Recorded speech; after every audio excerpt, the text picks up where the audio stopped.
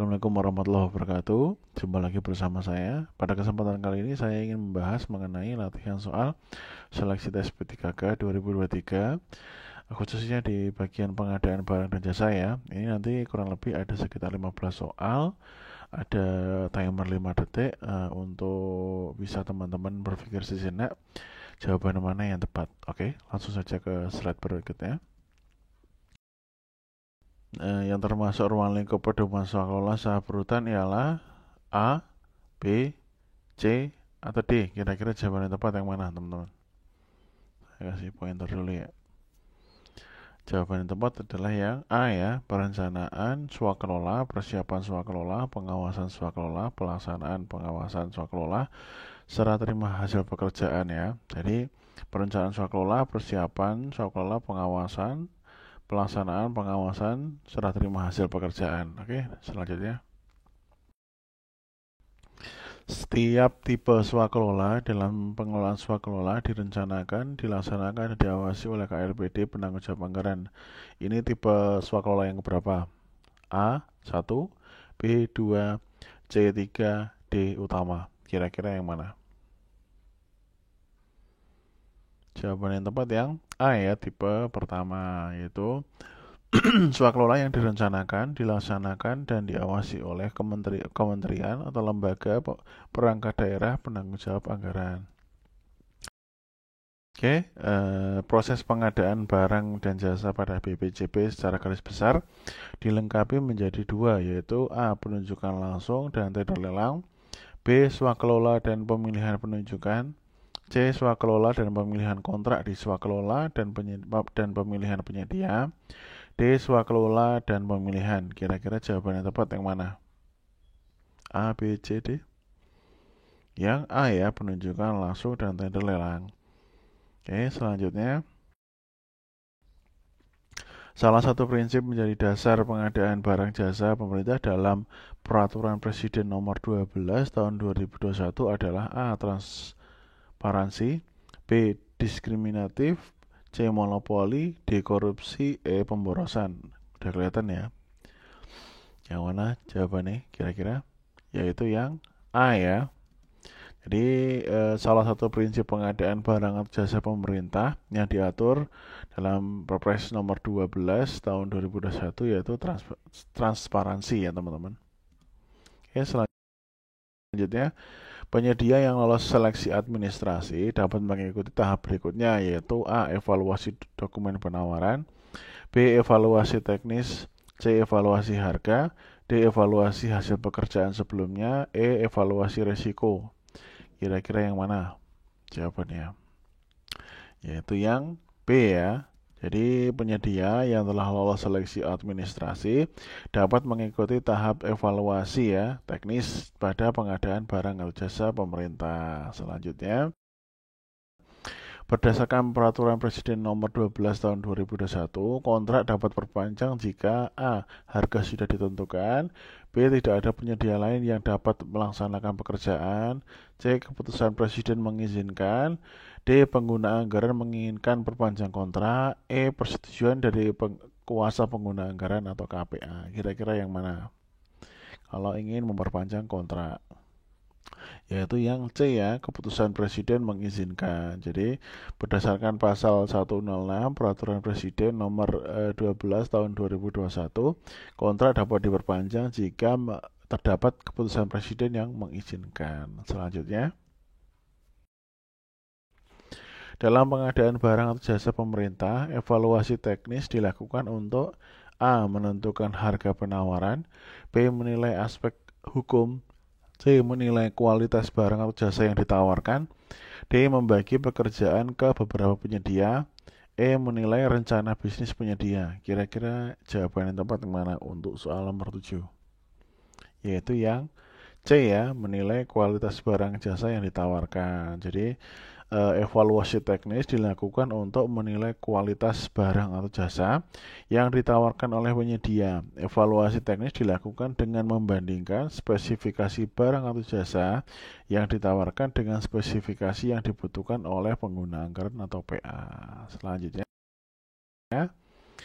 Pelaku utama yang mengawasi pengadaan barang jasa pemerintah dalam Peraturan Presiden Nomor 12 Tahun 2001 adalah A. Penyedia, B. Pengguna anggaran, C. Kementerian Keuangan, D. Komite Akuntabilitas Pengadaan, E. LKPP. Kira-kira yang mana jawaban yang tepat? Yaitu yang D ya, Komite Akuntabilitas Pengadaan. Jadi Komite Akuntabilitas Pengadaan atau KAP adalah pelaku utama yang mengawasi pengadaan barang atau jasa pemerintah dalam Peraturan Presiden Nomor 12 Tahun 2021. KAP adalah lembaga independen yang dibentuk oleh Presiden untuk mengawasi pelaksanaan pengadaan barang jasa pemerintah. Selanjutnya, dokumen yang harus disiapkan oleh penyedia sebagai salah satu syarat dalam seleksi administrasi adalah A. Proposal penawaran, B. Proposal harga, C. Izin usaha, D. Data pribadi pegawai penyedia, E. Dokumen riwayat pekerjaan. Kira-kira yang mana? Ya, itu yang C ya, izin usaha. Jadi izin usaha adalah salah satu dokumen yang harus disiapkan oleh penyedia sebagai salah satu syarat dalam seleksi administrasi. Izin usaha diperlukan untuk memastikan bahwa penyedia memiliki legalitas untuk menjalankan usahanya. Selanjutnya, apa yang dimaksud Komite Akuntabilitas Pengadaan dalam Peraturan Presiden Nomor 12 Tahun 2021?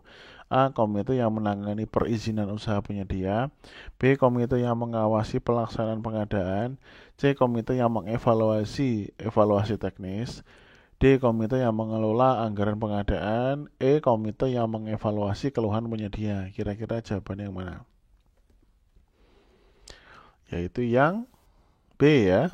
Jadi Komite Akuntabilitas Pengadaan, komite yang dibentuk oleh Presiden untuk mengawasi pelaksanaan pengadaan barang atau jasa pemerintah. Komite ini bersifat independen dan tidak memiliki konflik kepentingan dengan penyedia atau pengguna anggaran. Selanjutnya, nomor 11. Nilai HPS minimal yang harus ditetapkan oleh pengguna anggaran dalam pengadaan barang jasa pemerintah adalah A. 80%, B. 90%, C 100%, D 110%, E 120. Kira-kira yang mana? HPS minimal. Yaitu yang C ya.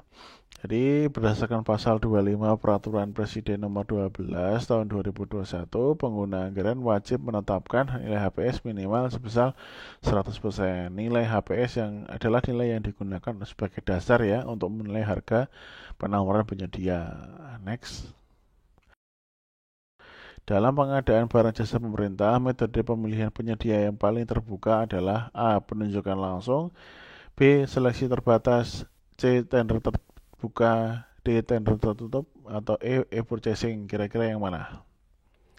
Jawaban yang tepat yaitu yang C ya, tender terbuka. Jadi metode pemilihan penyedia yang paling terbuka karena semua penyedia yang memenuhi syarat dapat mengikuti proses pengadaan. Dalam tender terbuka, penyedia mengajukan penawaran harga dan evaluasi dilakukan secara terbuka. Selanjutnya, berdasarkan Peraturan Presiden Nomor 12 Tahun 2021, masa sanggah adalah masa waktu yang diberikan kepada penyedia untuk mengajukan sanggahan terhadap hasil evaluasi penawaran. Masa sanggah paling singkat adalah A. 3 hari kerja, B. 5 hari kerja, 7 hari kerja, 10 hari kerja, atau 2 minggu. Kira-kira yang mana jawabannya yang tepat? Yaitu yang B ya, 5 hari kerja. Jadi berdasarkan pasal 93 Peraturan Presiden Nomor 12 Tahun 2021, maka masa sanggah paling singkat 5 hari kerja. Masa sanggah dimulai sejak penyedia menerima pengumuman hasil evaluasi penawaran. Next. Berdasarkan Peraturan Presiden Nomor 12 Tahun 2021, panitia pengadaan wajib mengumumkan hasil evaluasi penawaran melalui A. Surat kabar, B. Website resmi LKPP, C. Website resmi instansi pengguna anggaran, D. Website resmi penyedia, atau E. Semua jawaban benar. Kira-kira yang mana jawaban yang tepat? Yaitu yang ya, semua jawaban benar. Jadi pasal 92 Peraturan Presiden Nomor 12 2021, panitia pengadaan wajib mengumumkan hasil evaluasi penawaran melalui surat kabar, website resmi LKPP, dan website resmi instansi pengguna anggaran. Soal terakhir, ini ada soal cerita dikit ya. Pada suatu hari, pemerintah Kabupaten Depok membutuhkan pengadaan 100 unit laptop untuk keperluan dinas. PPK Pak Budi kemudian melakukan proses pengadaan dengan metode tender terbuka. Dalam proses pengadaan, Pak Budi menerima surat penawaran dari 3 penyedia, yaitu PT ABC, PT DEF, dan PT GHI. Setelah melakukan evaluasi, Pak Budi menetapkan PT ABC sebagai pemenang tender. Namun PT DEF mengajukan sanggahan terhadap hasil evaluasi. PT DEF menyatakan bahwa harga penawaran PT ABC tidak wajar. Berdasarkan kasus tersebut, jawablah pertanyaan berikut. Apa tindakan yang harus dilakukan oleh Pak Budi atas sanggahan dari PT DEF? A. Menolak sanggahan PT DEF karena tidak ada bukti yang kuat. B. Menolak sanggahan PT DEF karena sudah ada pemenang tender. C. Melakukan klarifikasi terhadap hasil evaluasi. D. Menunda pelaksanaan kontrak. E. Menghentikan proses pengadaan. Kira-kira jawaban yang tepat untuk soal terakhir yang mana, teman-teman?